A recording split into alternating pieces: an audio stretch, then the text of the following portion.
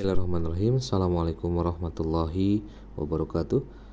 Hamdan wa syukran lillah amma ba'd. Untuk pertemuan kali ini seharusnya dilaksanakan presentasi. Saya akan sampaikan materi tentang pemasaran dalam Islam. Ini kalau kita lihat di dalam RPKPS juga ada materinya. Jadi tidak dipresentasikan langsung sama kelompok karena sisa kelompoknya tinggal ada 2 ya, antara 2 atau 3 kelompok. Nah, untuk hari ini saya sampaikan secara materi terlebih dahulu. Nanti untuk presentasinya dilanjutkan di minggu depan, karena minggu depan juga ada libur ya, ada hari Waisak dan cuti bersama. Mungkin akan diberikan materi juga kepada kalian. Nanti untuk presentasinya dilanjutkan di minggu selanjutnya. Nah, untuk hari ini kita akan berbicara tentang etika pemasaran dalam Islam. Ya, jadi ada poin-poin penting yang harus kalian pahami terkait dengan etik ya, ataupun perilaku kita sebagai seorang pebisnis ya. Perilaku bisnis itu dalam memasarkan apapun itu, produknya ataupun ketika punya perusahaan ya, kita harus sesuai dengan kaidah-kaidah Islam. Di sini ada 4 poin ya, kaitannya di dalam memasarkan sesuatu itu dalam kegiatannya harus sesuai dengan Islam. Yang pertama itu teistis ya, aspek teistis atau robaniyah.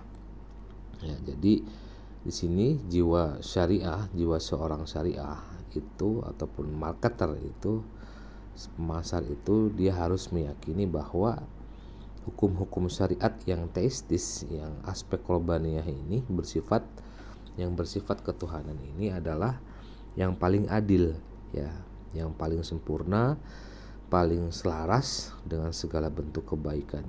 Ya, ini jadi yang paling mutlak ya, tidak bisa diganggu gugat gitu.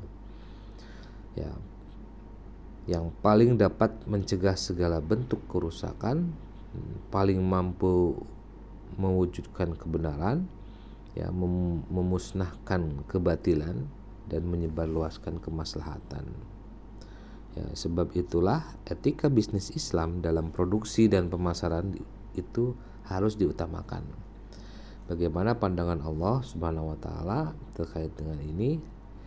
Kemudian setelah itu baru ada pandangan orang lain. Jadi ini mutlak ya, teistis ini mutlak, aspek robaniyah ini mutlak karena mengedepankan aspek keadilan.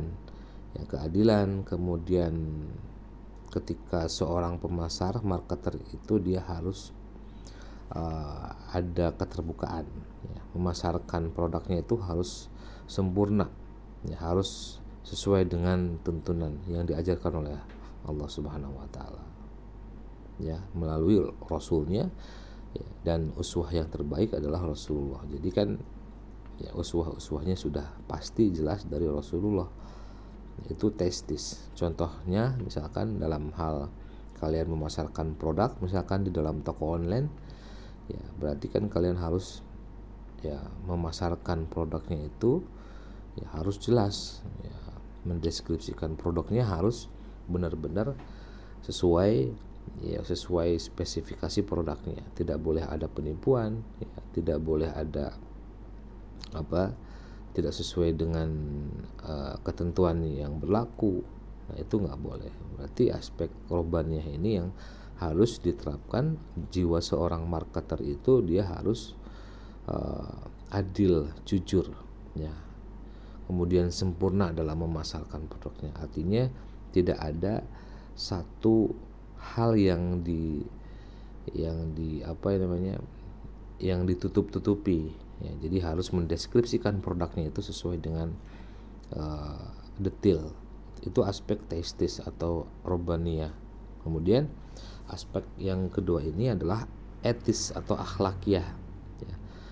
Ya, etika bisnis Islam di dalam pemasaran ini tentunya punya nilai keistimewaan ya, lain ya, dari lainnya. Ya, ini selain karena testis atau aspek robaniyah ini juga karena ini mengedepankan masalah akhlak, ya, etik ya. Kalau bahasa Inggrisnya itu etik, kalau kita sehari-hari tahunya etika, moral. Ya, ini sangat mengedepankan masalah akhlak ya, mulai dari moral dan etik dalam seluruh aspek kegiatannya, karena nilai-nilai moral dan etika ini merupakan nilai yang bersifat universal ya, mempunyai nilai yang secara spektrumnya itu luas, yang diajarkan oleh semua agama. Jadi etikanya, moralnya, akhlaknya itu dalam berdagang, dalam memasarkan produknya itu harus mengedepankan akhlak ya, perilakunya. Ketika ada orang yang beli, kemudian kita sebagai penjual tentunya kan kita harus mengedepankan akhlak yang bagus ya, karena pembeli itu adalah raja, berarti kita servis ya, kita layani dengan baik. Walaupun tidak jadi beli ya, tetap kita harus memberikan akhlak, etik yang baik, moral yang baik ya, dalam seluruh aspek kegiatan apapun, berdagang, kemudian dalam hal transaksi jual beli itu harus mengedepankan perilaku yang baik. Ini uswah yang baik dari Rasulullah, yaitu akhlakiyahnya. Karena diutusnya seorang Rasulullah ya, Nabi Muhammad SAW adalah untuk menyempurnakan akhlaknya. Itu yang kedua. Kemudian yang ketiga, realistis ya. Aspek realistis ini atau al-waqi'iyah ini merupakan sebuah konsep pemasaran yang fleksibel ya, sebagaimana keluasan dan keluasan syariah Islamiyah yang melandasinya. Jadi ada aspek-aspek yang dilandasi ya. Tentunya kan landasannya didasari oleh Al-Quran dan Sunnah ya, Al-Quran dan hadis.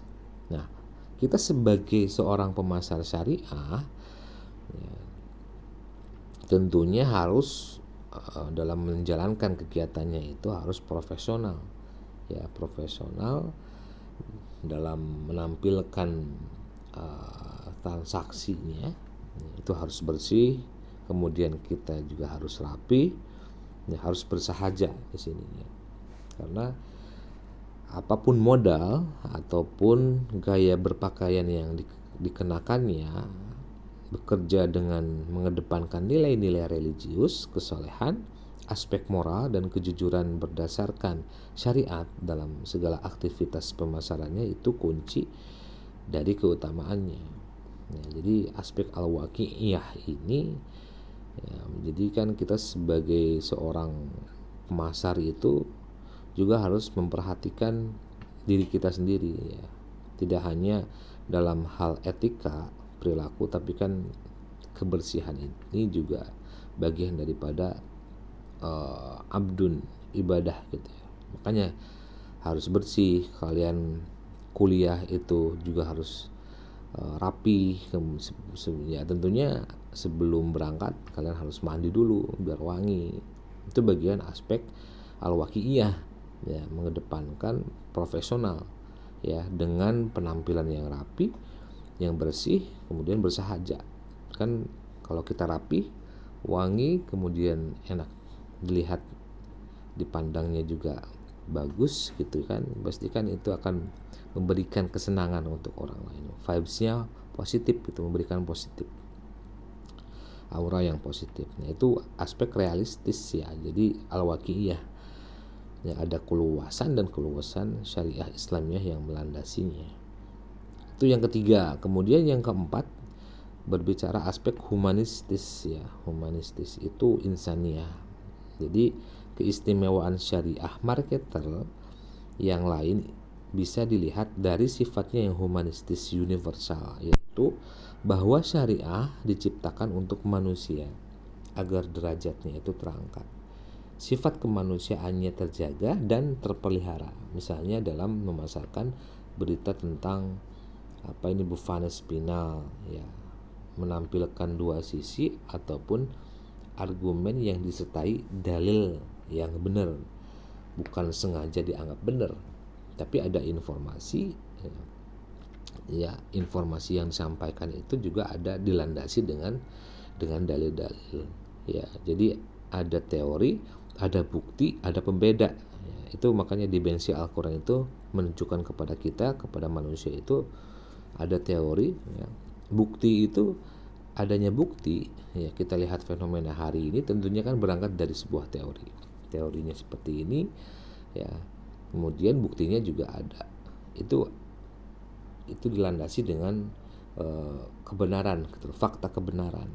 Makanya outputnya adalah pembeda, furqan. Jadi manusia itu bisa membedakan dari informasi yang diterima, dia bisa terima apakah ini informasi yang benar ataupun informasi yang hoax. Tentunya kan dia harus filter lagi, ya, dikolabakan sama otak kanan, otak kiri, ya, otak besar, kemudian ditransfer ke pusat kesadaran manusia. Jadi tidak sepenuhnya ya informasi itu ditelan, ya, makanya ada yang kebawa informasi yang hoax gitu, akhirnya dia menyalahkan satu pihak karena informasinya tidak difilter dengan baik.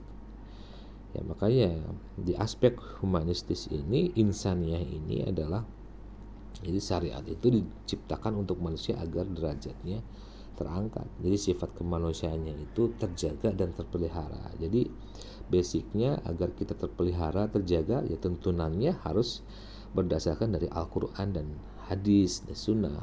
Makanya ikutilah apa-apa yang telah Allah turunkan kepada kita. Kepada kita itu kepada siapa? Kepada manusia, tentunya seluruh manusia. Jangan mengikuti pemimpin-pemimpin selain daripada Al-Quran. Berarti kan rujukannya kita itu informasi fakta kebenaran itu dari Al-Quran datangnya, makanya bukan dari orang lain.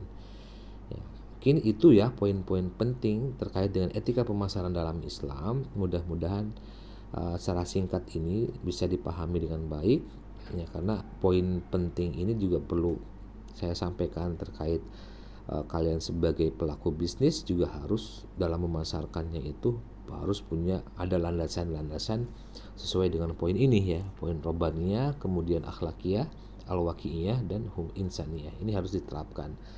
Mungkin itu saja yang bisa disampaikan, ya, mudah-mudahan bermanfaat. Hasbunallahu wa ni'mal wakil. Wassalamualaikum warahmatullahi wabarakatuh.